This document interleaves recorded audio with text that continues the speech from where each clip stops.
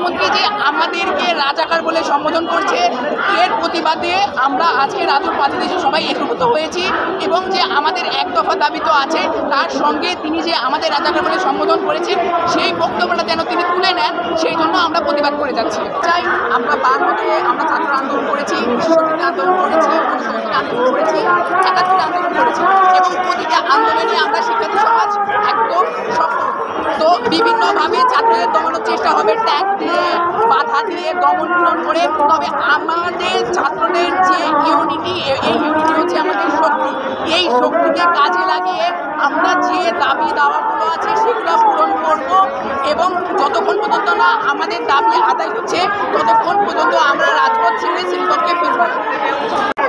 তার প্রেস মিটিংয়ে তিনি রাজাকার বলে আমাদেরকে সম্বোধন করেছে।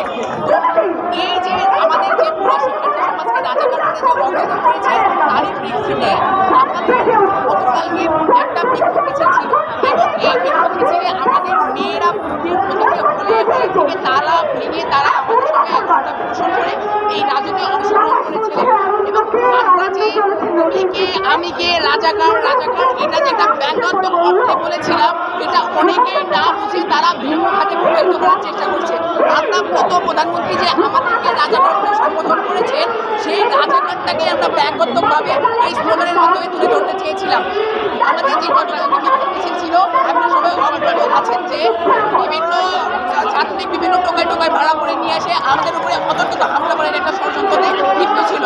তো আমরা সেটা বুঝতে পেরে আমরা নিজেদের সতর্কতা অবস্থান থেকে বিচারের বাসভবন থেকে আবার রাজনীতি এসে অবস্থান নিই এবং অবস্থান নেওয়ার পরে একটা পর্যায়ে গিয়ে আমাদের প্রোগ্রাম শেষ হয়ে যাওয়ার পরে আমরা হলে যাই।